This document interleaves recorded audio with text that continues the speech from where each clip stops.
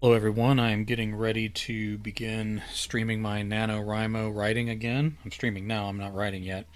A little bit of a late start, but I had a lot of other writing to do, so I've already put in 2 chapters on another project that's coming up for next year, and we'll see how that plays out. But that was a lot of time spent writing, and now I still have roughly 2,500 words to write to meet today's goal. So switching quickly to the story view before I forget to do that. Rise Again is a sci-fi novel by Jay Wilburn. That is me. We are currently at 27,666 words, and today's goal is to reach 30,000 words. So let me run on down to where we left off in the story. We are looking at chapter 13. We've been in the same world for a little while, getting to know our characters a little bit better, moving the action forward. Now one of our characters is sick, that we've been building up for a while, and we need to get him to a hospital without letting people know on to the fact that they don't belong in this world. Alright. I hadn't seen my family in weeks except through Zoom. I was crashing with other nurses at one of their apartments near the hospital.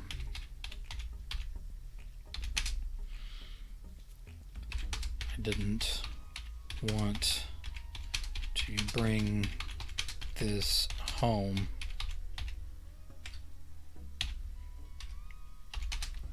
We didn't want to bring this home. Even staying with my coworkers was a heck of a risk.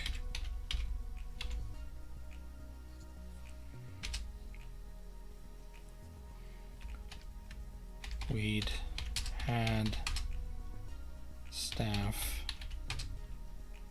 get sick, but no one in our hospital had died.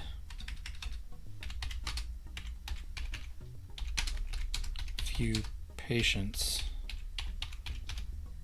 of course, but no coworkers.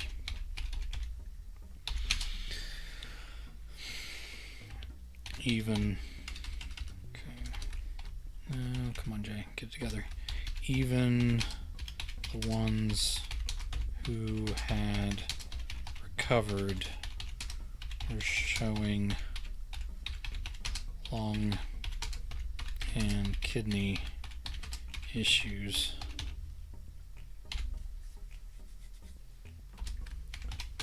We were in a lull in cases. A lull meaning we had enough respirators for everyone currently dying.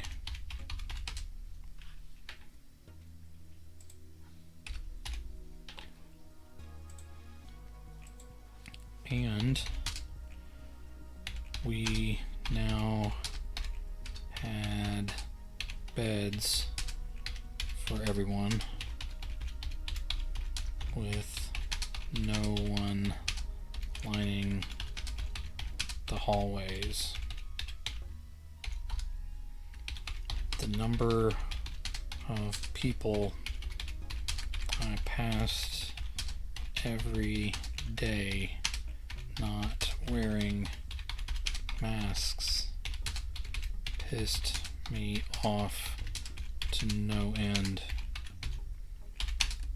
I knew we were going to fill up again in the next wave.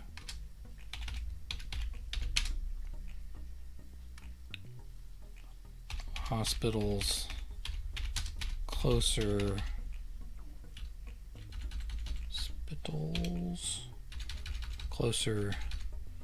to Charlotte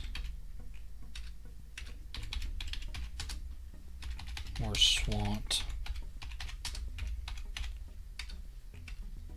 and soon we'd be getting their overflow if we didn't start pulling cases of our own again. I was on the door that night doing temperature checks and pre-screenings. It was a blessing and a curse. I was outside and away from much of the exposures in the rooms inside, but I had contact with every person trying to get inside. Every COVID case passed by me tonight.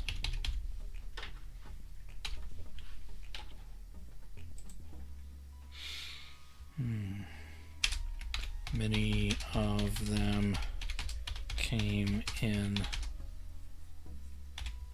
without masks already. Many of them came in without masks already. So many, new paragraph works.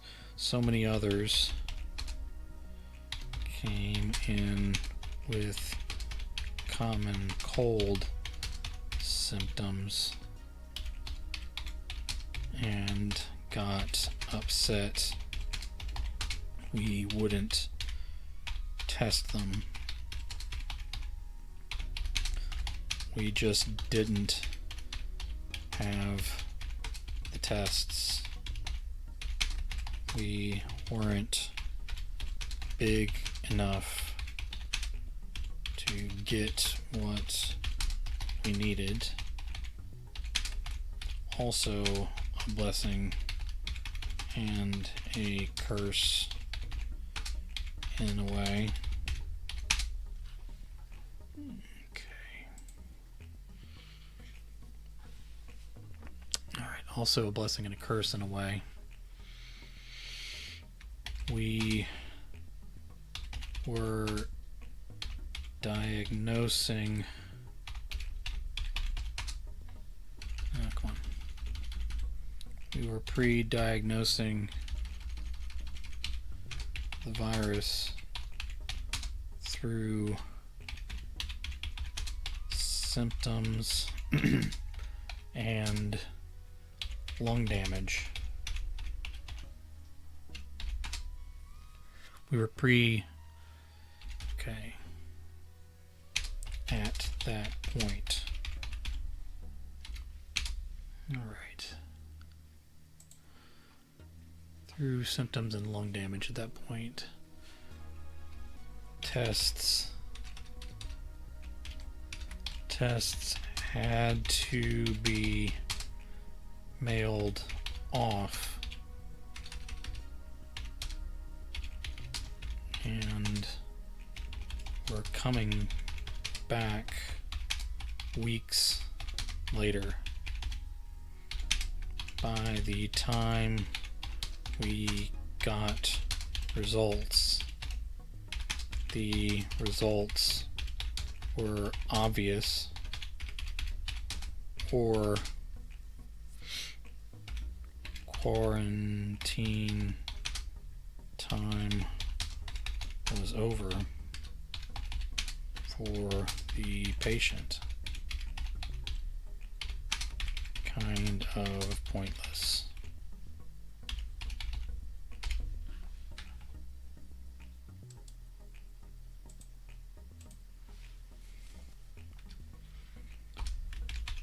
The four of them hobbled up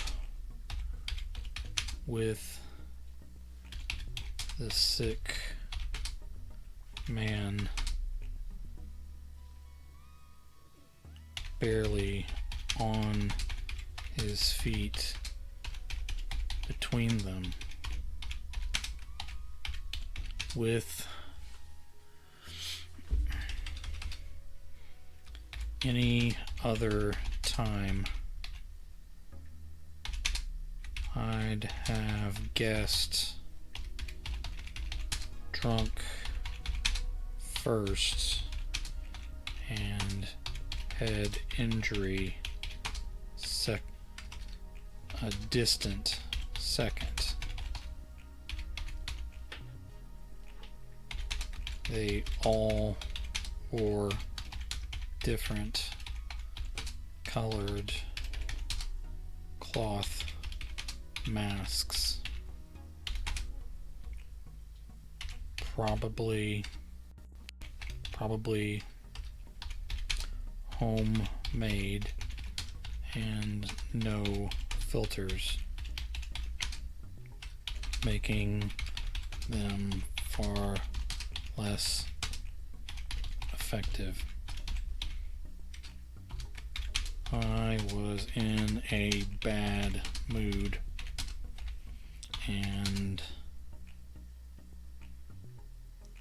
my double mask was rubbing.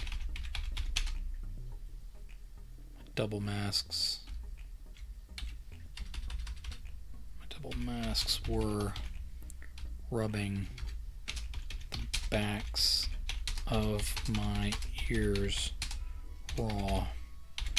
We hadn't figured out the trick with the barrel of monkeys yet. Okay.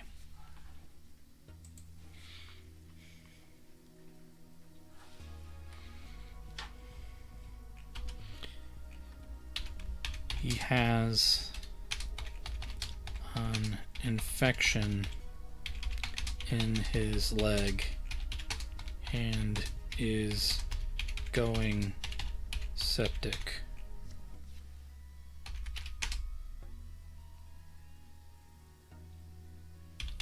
The man on one side of the patient said,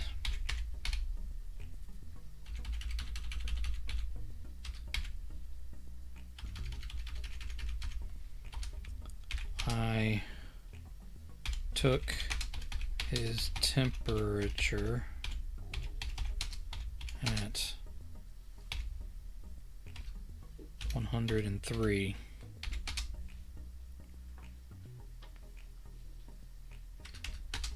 and called for a wheelchair.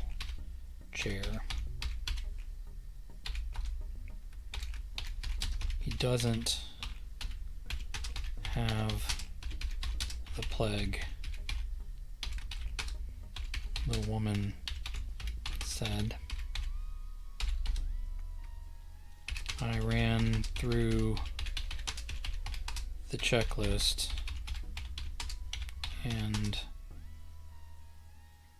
two of the guy's friends alternated answering. He didn't fit all the symptoms, but he didn't have to, and sometimes people lied.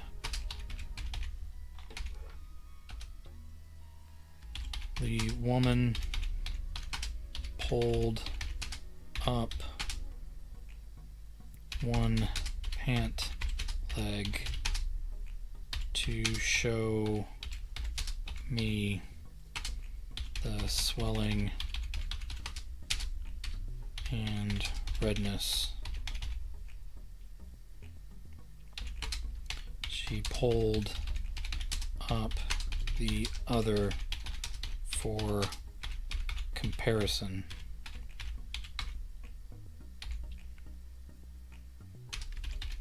The chair arrived and we got him into it.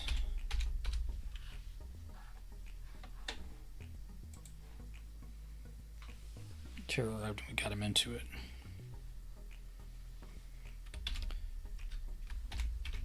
What caused that?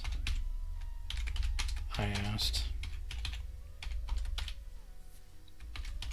He was in an accident and developed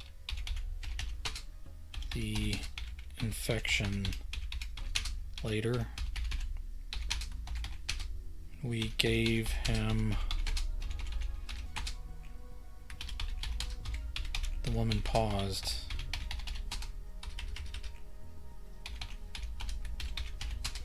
First man took over. He took oral antibiotics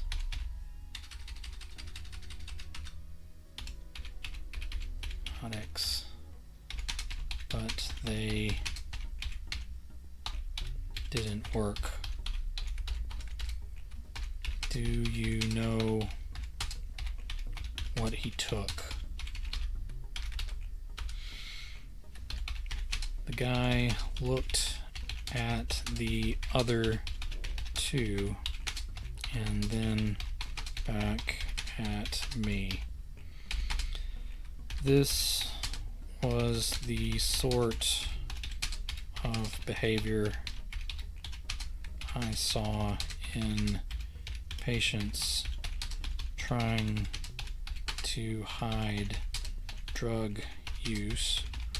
Or the guy looked at the other two and then back at me. This is the sort of behavior I saw in patients trying to hide drug use or getting help after criminal activity that didn't quite seem to fit here. The guy finally said,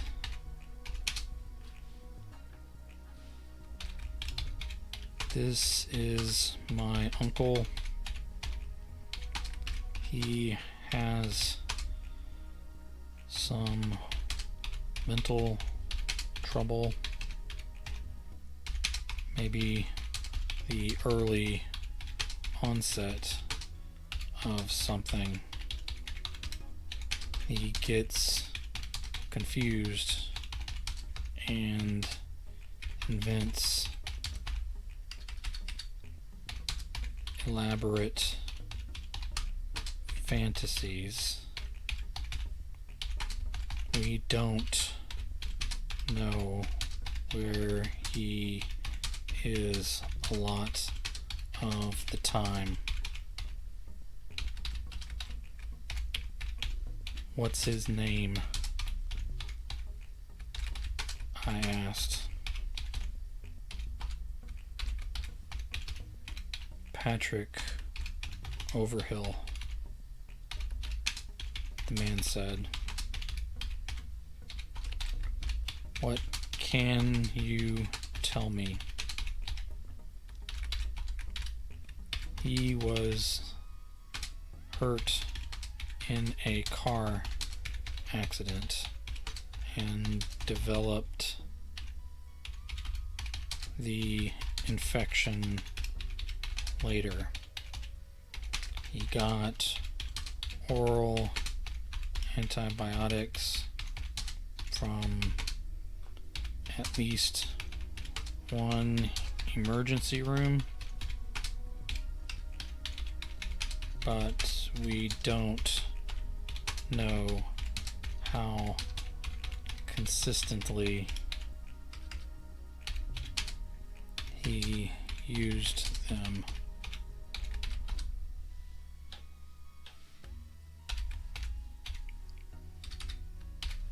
Patrick, can you hear me?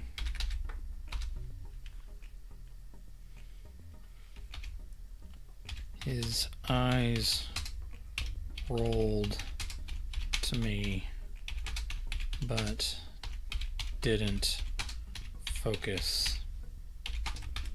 He was altered and non-responsive, though semi-conscious.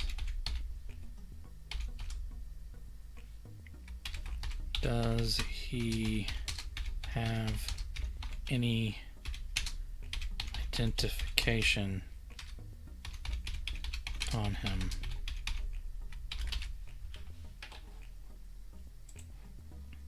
Does he have any identification on him? I knelt down to check his leg again myself.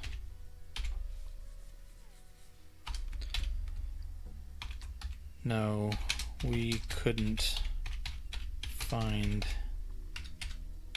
any when he showed back up again.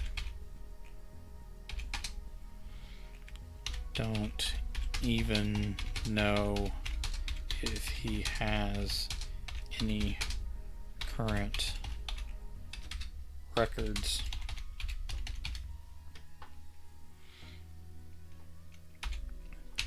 No, we couldn't find any when he showed up again. Don't even know if he has any current records. Alright. What else would he say about Patrick to get him in there?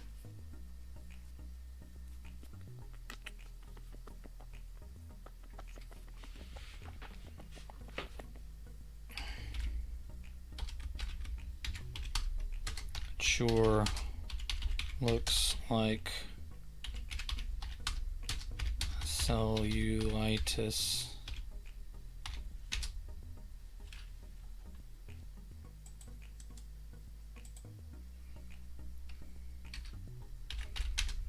I said, standing back up.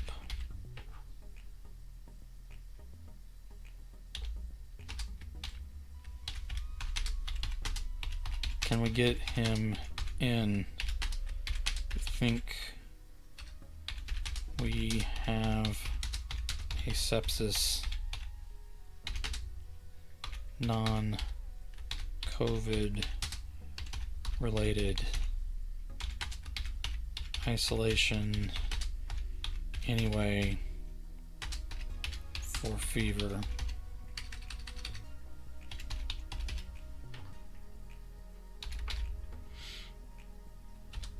As the orderly made to roll Mr. Patrick Overhill away, the woman grabbed the chair, and then the man who had yet to speak pulled her back gently. will take care of him, I said. I promise.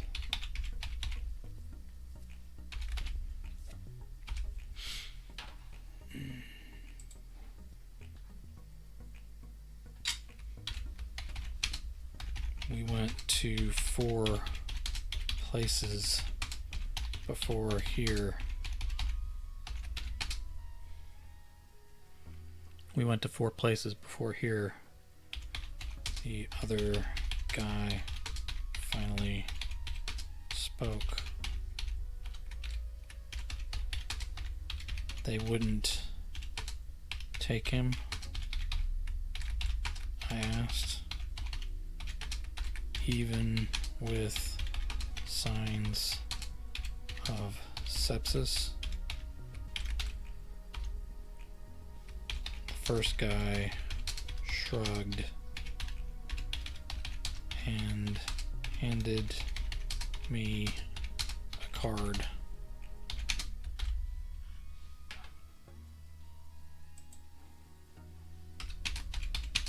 It read,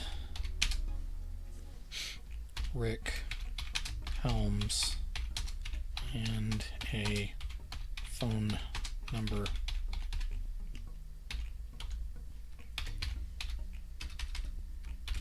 He's going to wake up confused and probably angry, Rick said. Even when he is clear-headed, he can be paranoid and combative. And he's not clear-headed right now.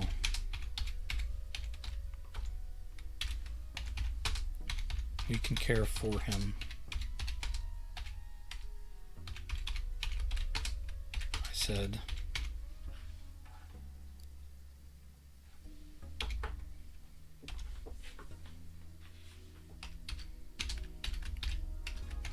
Do you know his social security number or the hospitals he might have been in previous?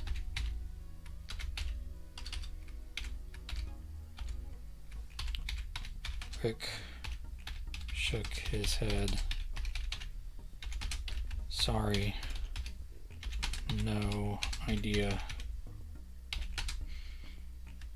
Can you please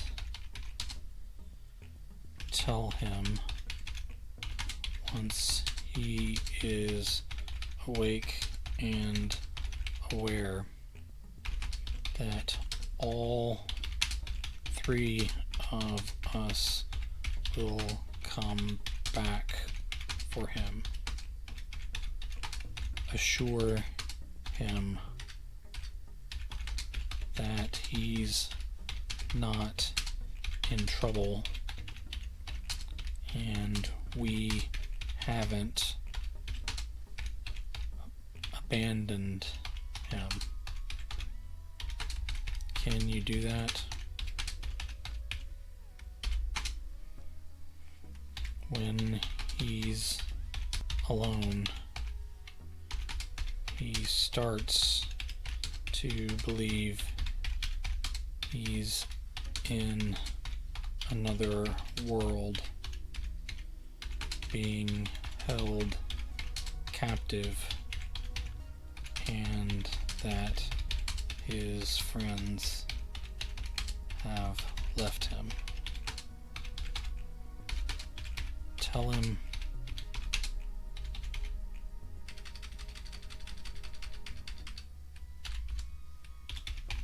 the other guy said,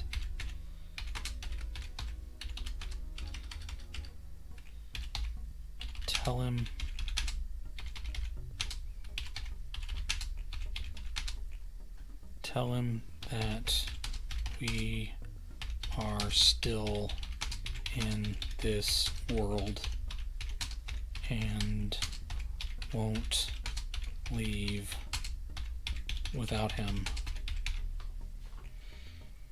The other guy said, tell him that we are still in this world and won't leave without him. Tell him I made him a promise and I'll keep it. I blinked a few times.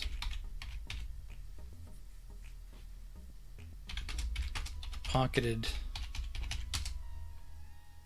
Rick's card and handed a clipboard to him to fill out. Give us all the information you can. Add your contact and relationships.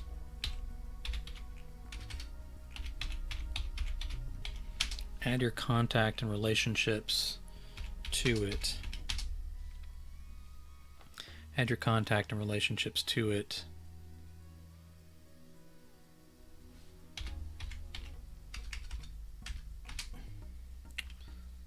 So I don't have to pass your number around on the back of a party balloon business card.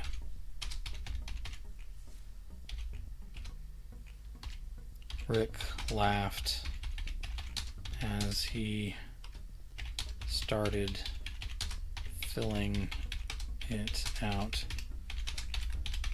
That was all I had, and a lot of these lines will be blank.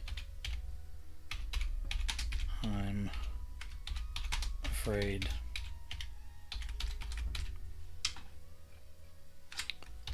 All you can tell us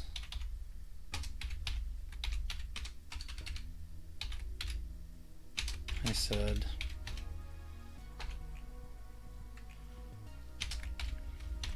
Does your uncle need a psych evaluation? What does that mean?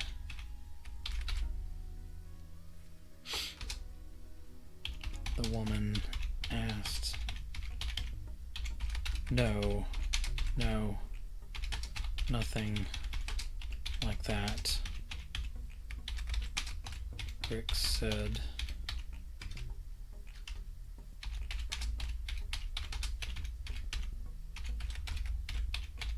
What does that mean?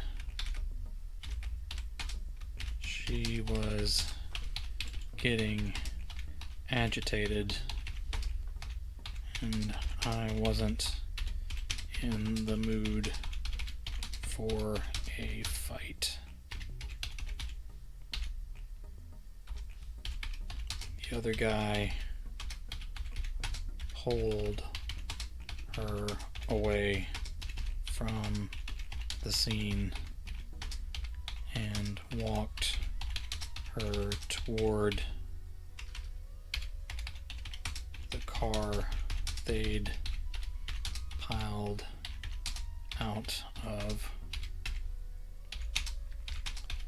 I heard him say, "I'll explain later.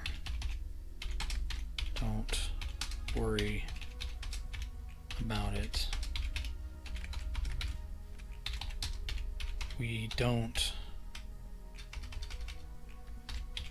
Rick looked over his shoulder and returned to writing. He pitched his voice low. We don't want him committed.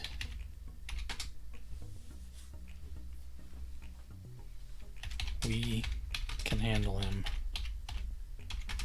We'll keep him safe. If you can make him well.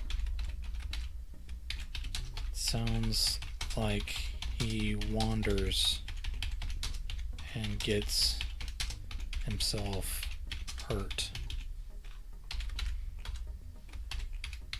Rick sighed. Please, we'll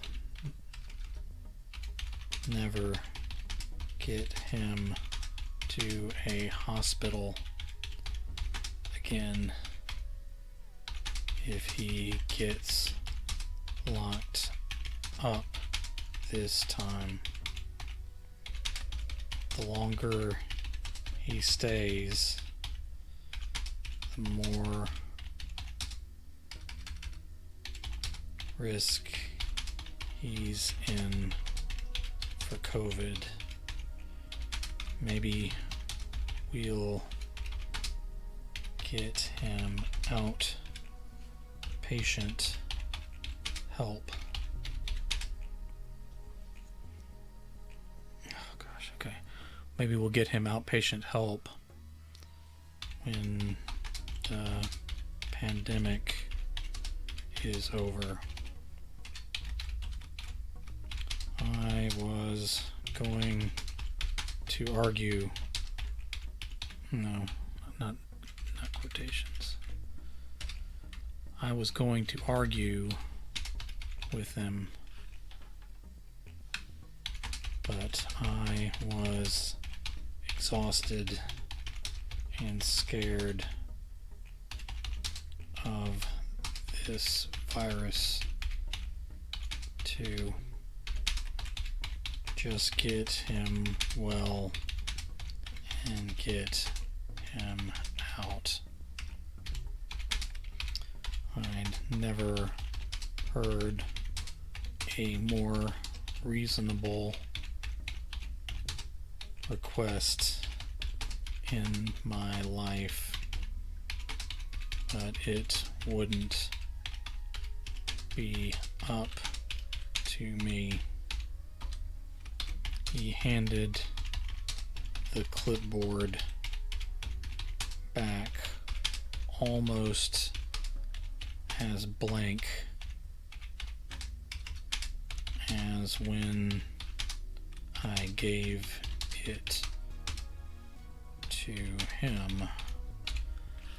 Alright, let me deal with a little chatbot here.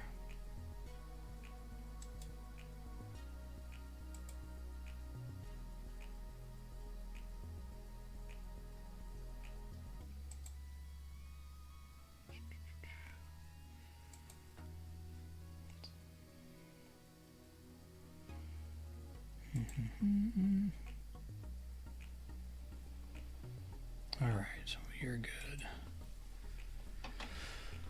Oh, if it wasn't for spam bots, who would we even talk to? He handed the clipboard back almost as blank as when I gave it to him.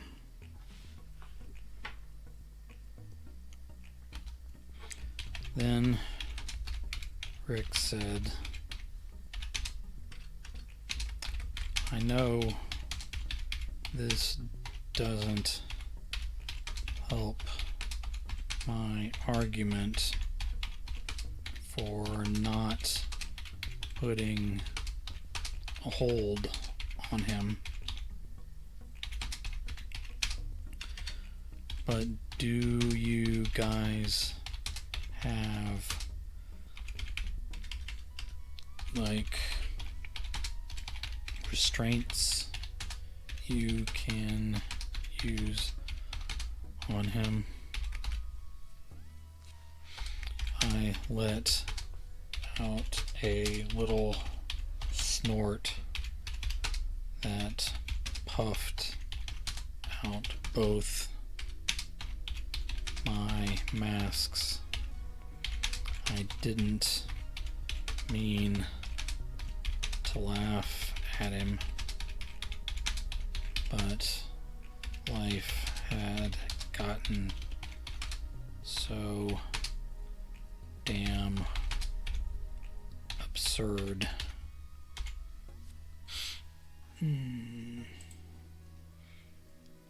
All right.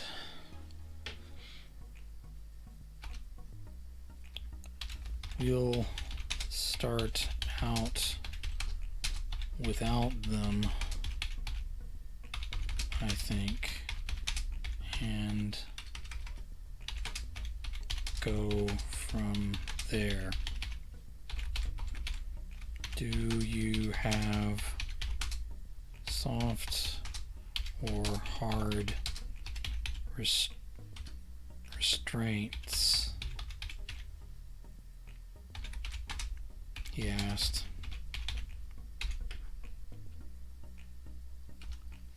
I tapped the back of the clipboard with my knuckle as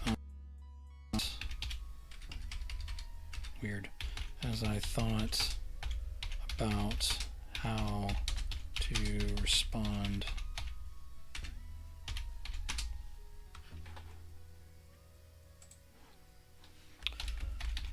We don't really use those categorizations anymore. We have different types we can use if absolutely necessary. We don't differentiate between the types. We can also use medication to calm agitated patients if it comes to that. We are really good about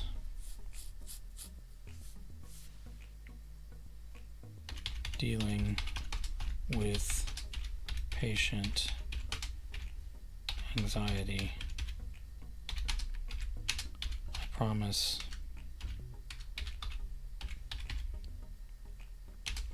we'll take care of your Uncle Patrick.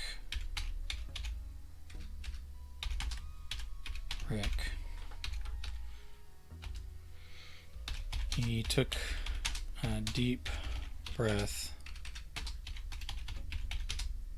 inside his mask and stepped away.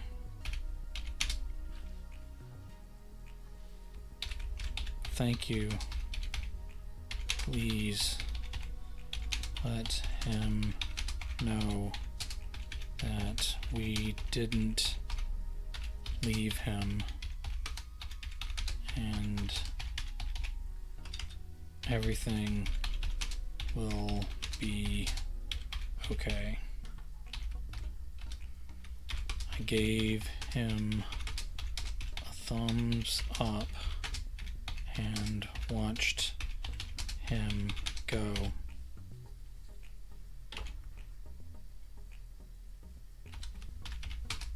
As the nurses next to me continued to scan and question patients. I said, cover for me a second. I need to pass off special instructions inside. I made my way through the chaos and got to the desk. We have a mystery man here. Something about him bothers me. See if we can track down anything on him. The guy, Bobby, I think his name was, huffed when he saw the scant information.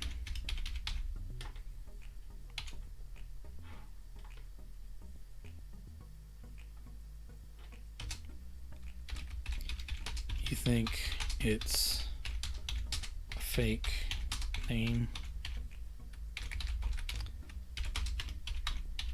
I don't know. Something's up, though.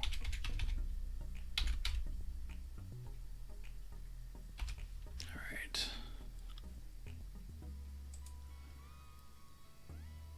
I don't know. Something's up, though.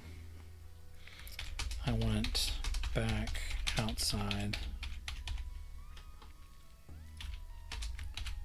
Bobby, if that was his name, ended up getting sick. A couple weeks later. Went back outside. Bobby, if that was his name, ended up getting sick a couple weeks later and never came off the respirator. I'm sure he didn't check on Patrick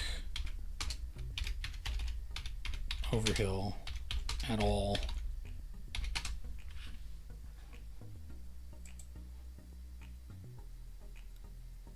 Alright, I'm sure he didn't check on Patrick Overhill at all. I would have forgotten the whole thing if I didn't end up interacting with Patrick again. Alright, so what chapter was that? Chapter 13. Hold on, let me grab the title again because we are sticking with this old world for a while. Control copy. Chapter 14.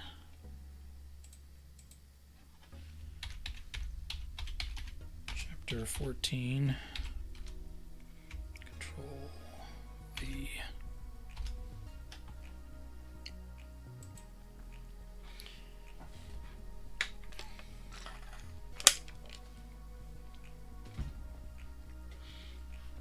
All right.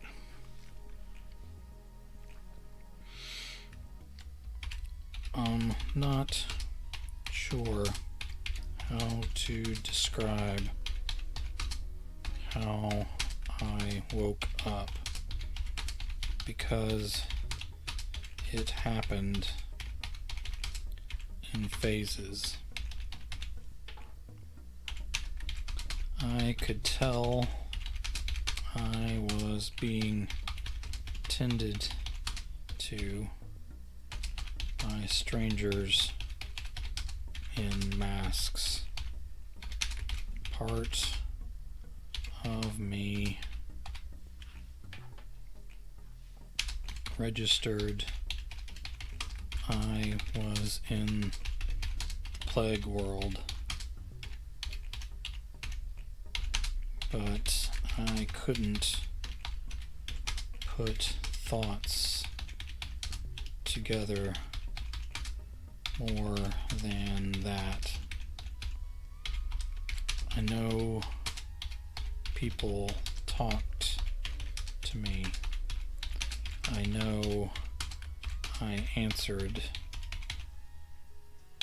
but I have no idea what I was agreeing to.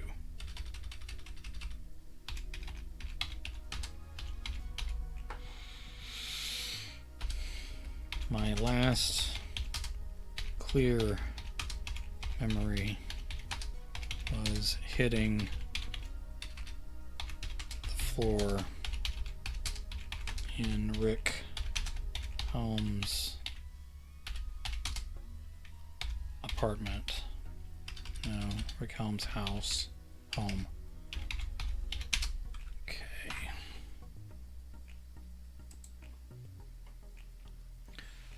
My last clear memory was hitting the floor in Rick Holmes' home.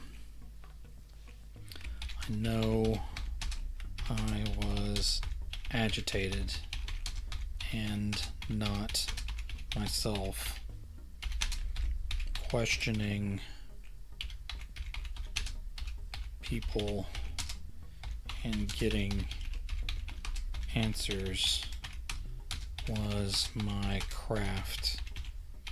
It was almost an art. Sometimes almost an art.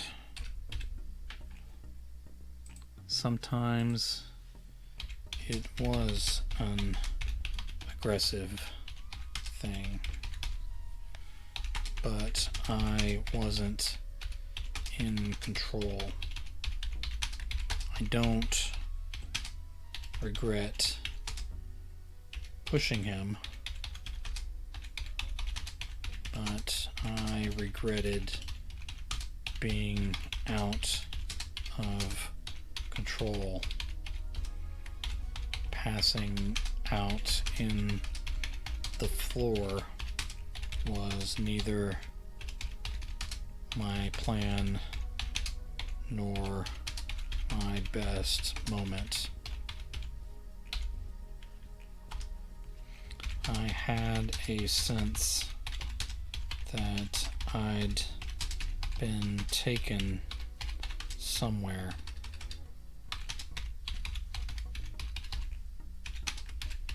It didn't occur to me to consider whether my friends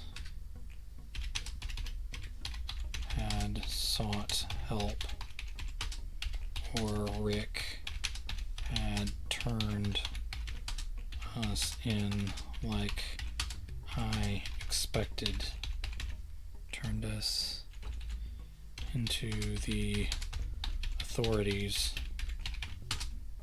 of this world like I expected.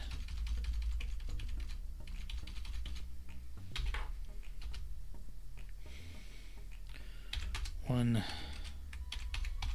day I stared up at the ceiling. One day I stared up at the ceiling and realized I had my mind back, if not my strength. I didn't know if it was the same day or later. It felt later, but it could have been days or weeks as far as I could tell. I sat up quickly and regretted it.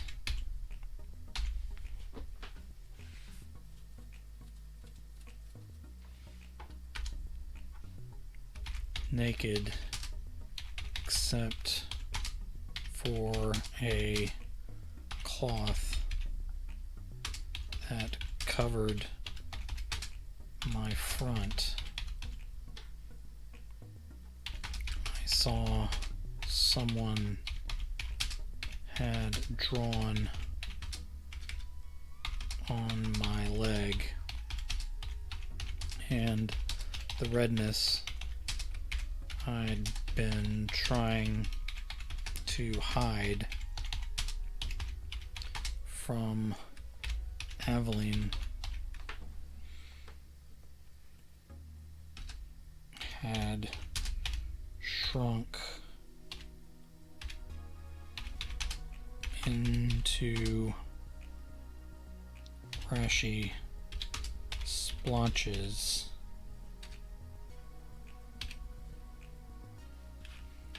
Did I misspell rashy? Is that how you spell it?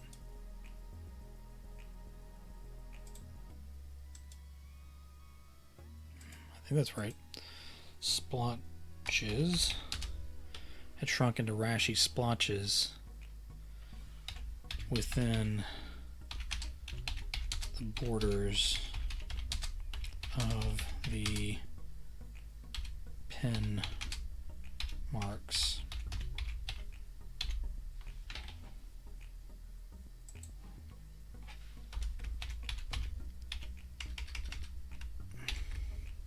Aveline, my throat was dry and my voice thin. That made me angry.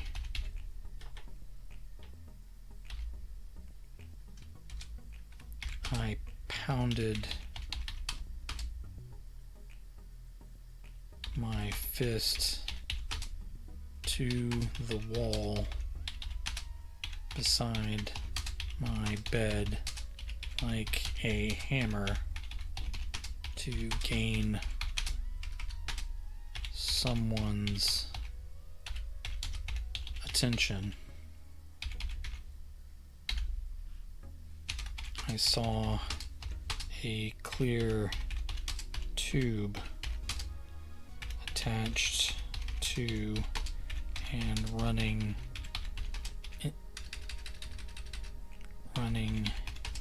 into my arm.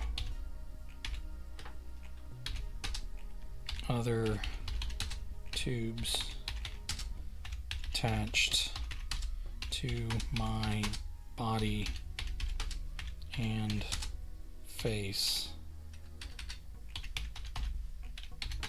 I fought the urge to pull them all out myself for fear I might hurt myself beyond my ability to recover.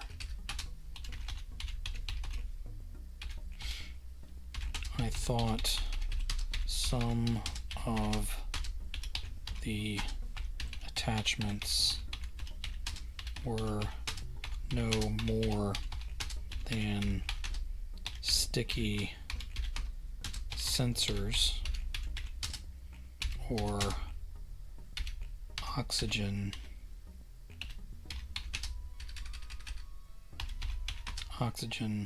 blowing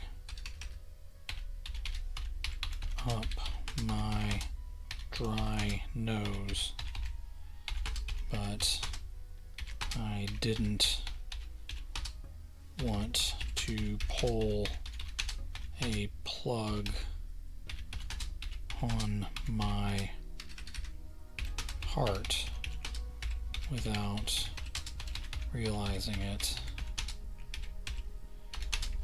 Everything was potential danger and death in an unknown world.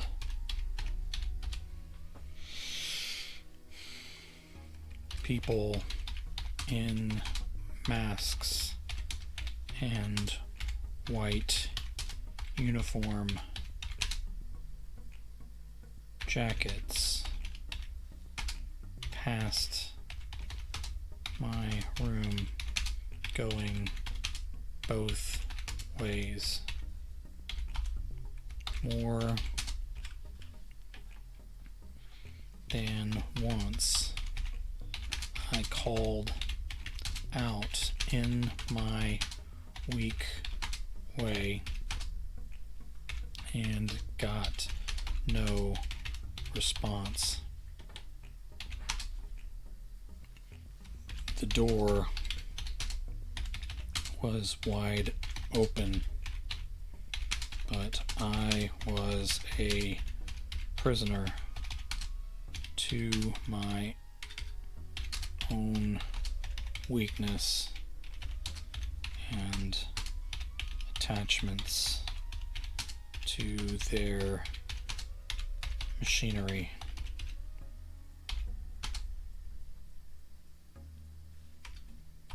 Finally,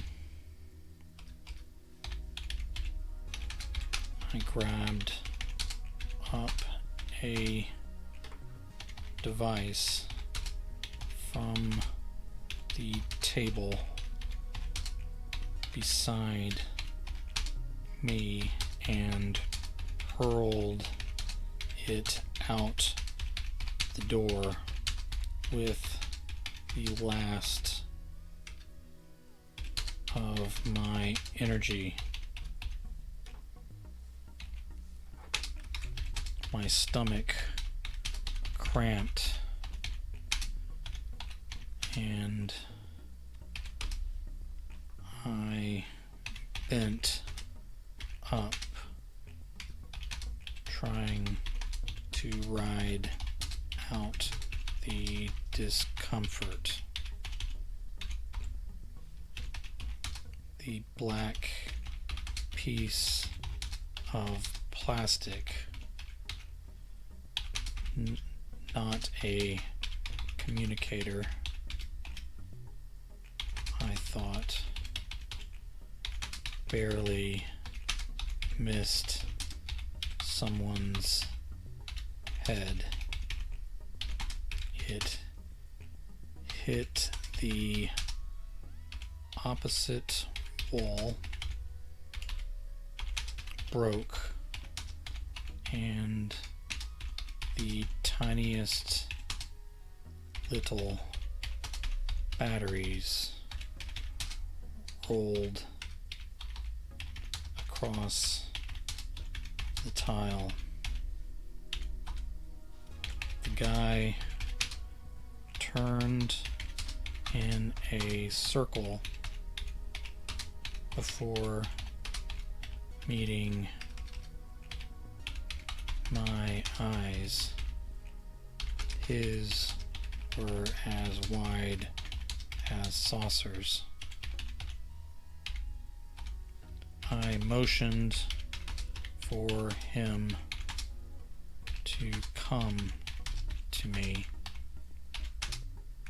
He got as far as the door to my room and stuck his head in only as far as his scrawny little neck would extend. I wanted to snap it. I need answers.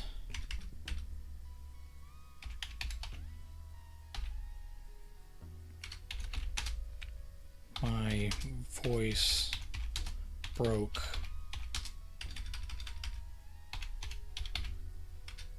Into a breathy whisper on the last word.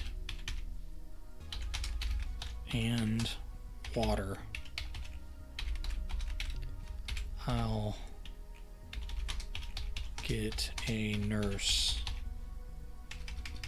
I'll get your nurse, sir.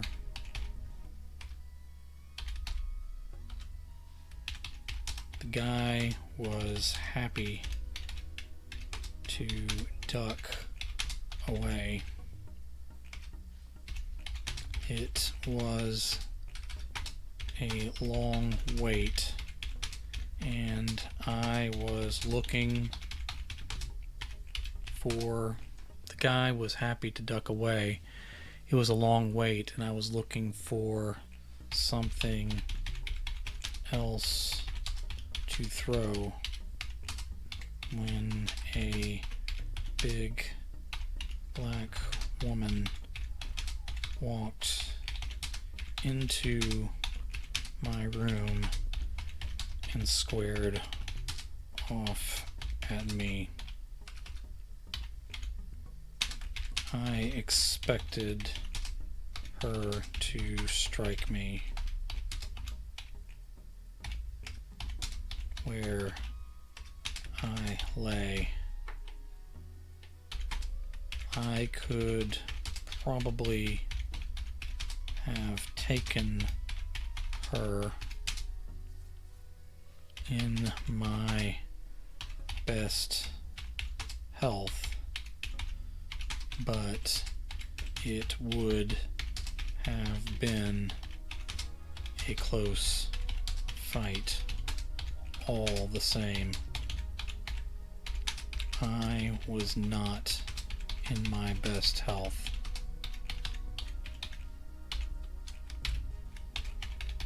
Heard you threw your remote into the hall, Mr. Overhill. She scolded me. If I were in a slightly better mood... My computer's revving up. Something great must be happening.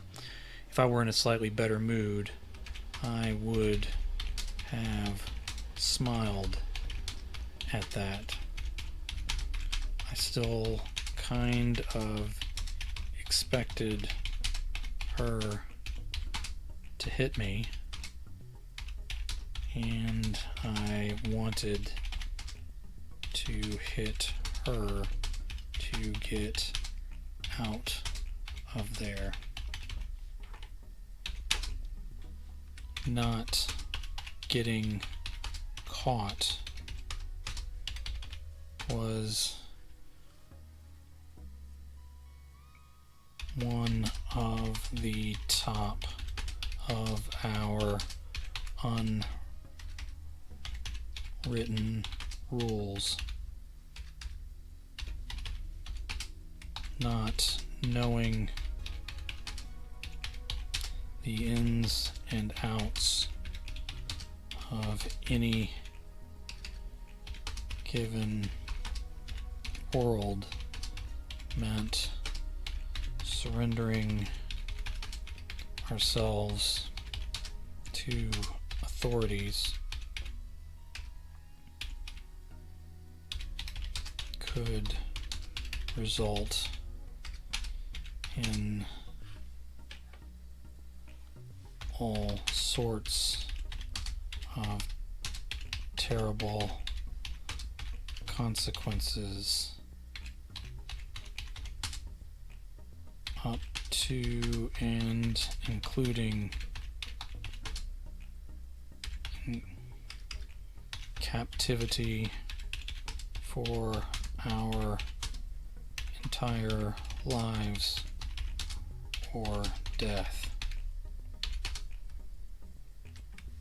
She finished by saying,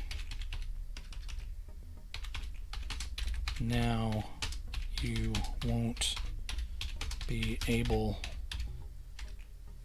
to change the channel on your television." That struck me as funny. I started to laugh, but then choked, coughed, and gagged instead. I tasted blood. You want some water, Mr. Overhill?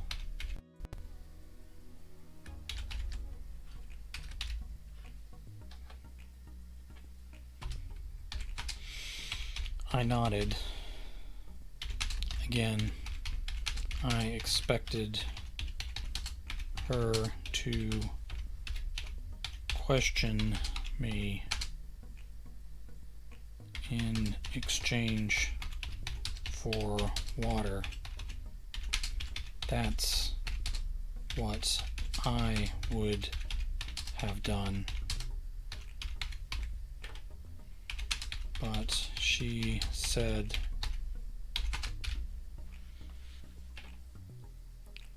"Alright, that's what I would have done." But she said, "I'll get you a little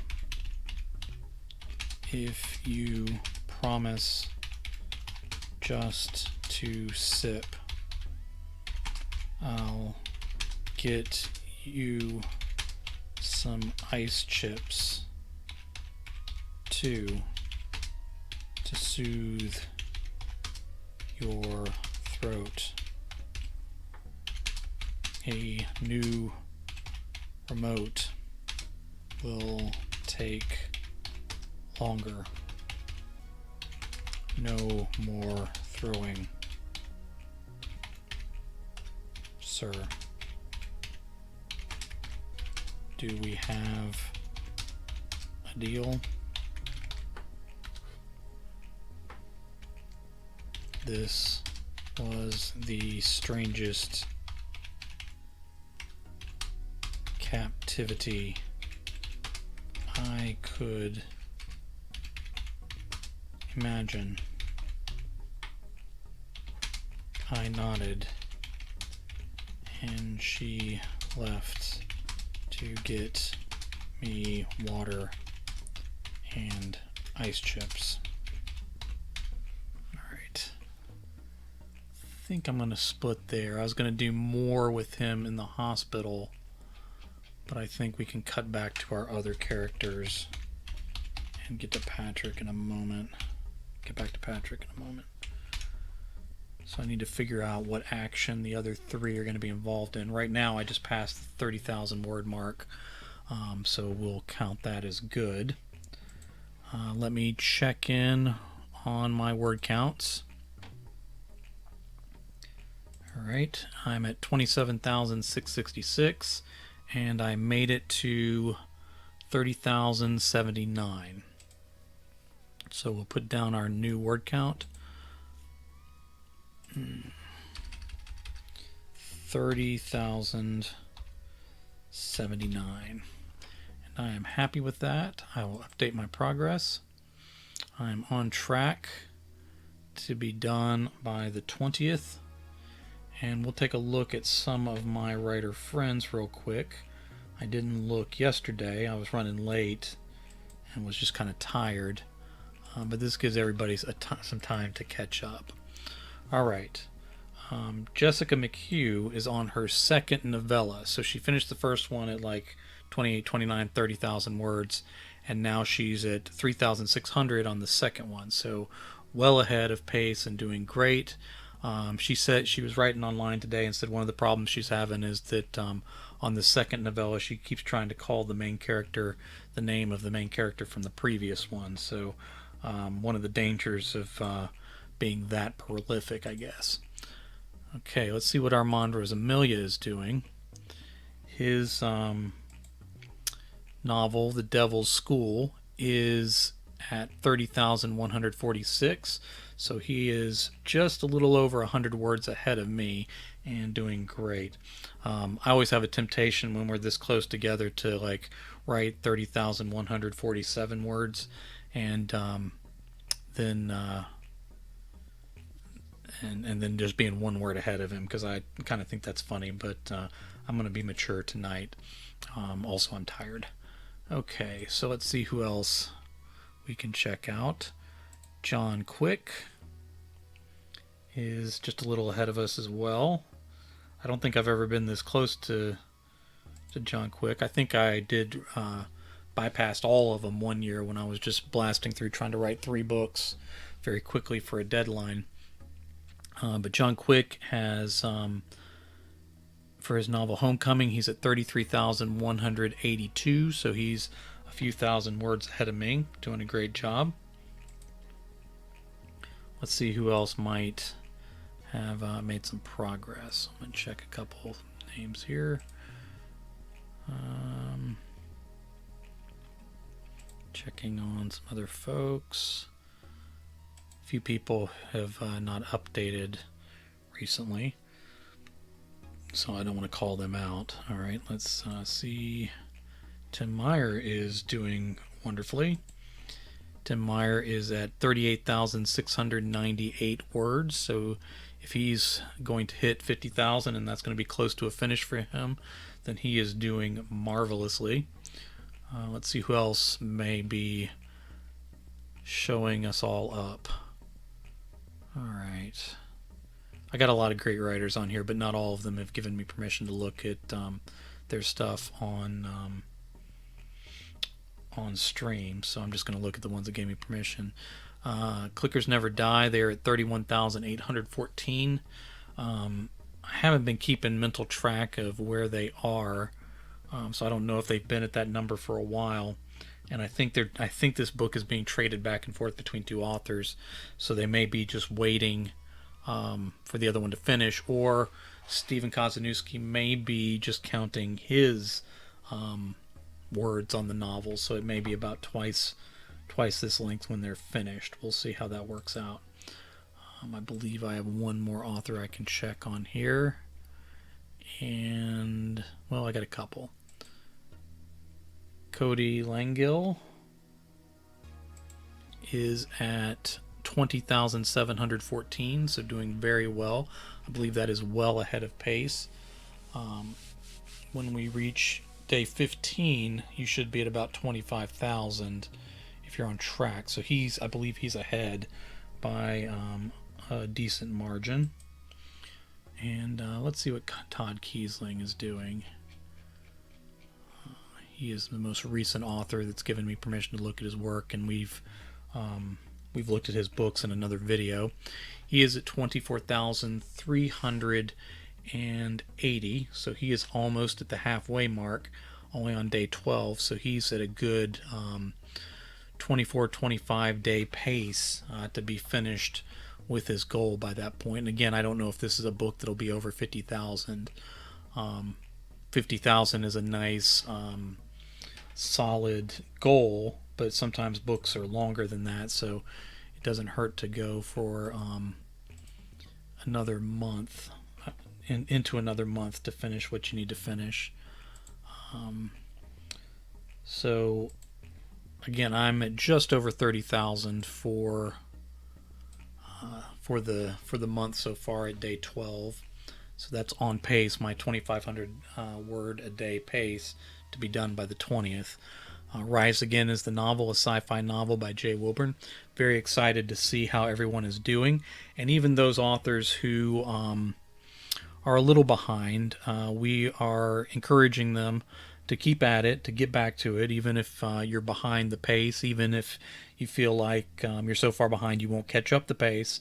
Still write every day. Write as if just write up to that word count goal. If you had a word count goal for the day that would have taken you to 30,000 words, but you're way behind, just see if you can hit that goal again and get as far as you can. Every word you put down is progress, and if it takes you 2 months or 3 months to finish a book, that's still much better than not doing it at all. So instead of getting discouraged for NaNoWriMo, take the opportunity to just continue to push forward. And maybe we end up with a good novel. Maybe we end up with a solid first draft that will end up being something good as you go along. So whatever you're working on, whatever you're doing with NaNoWriMo or just on your own, just continue to make progress and give yourself, forgive yourself for the times that maybe you fall behind or don't hit your goals or that kind of thing, and give yourself permission to take a break when you need it, and then go forward. Give yourself permission to keep working hard, even if like your original goal may be out of reach from a certain time frame. You're just on a different time frame and have a different goal than you did originally. So keep up the good work, everybody, and I look forward to talking to you again tomorrow.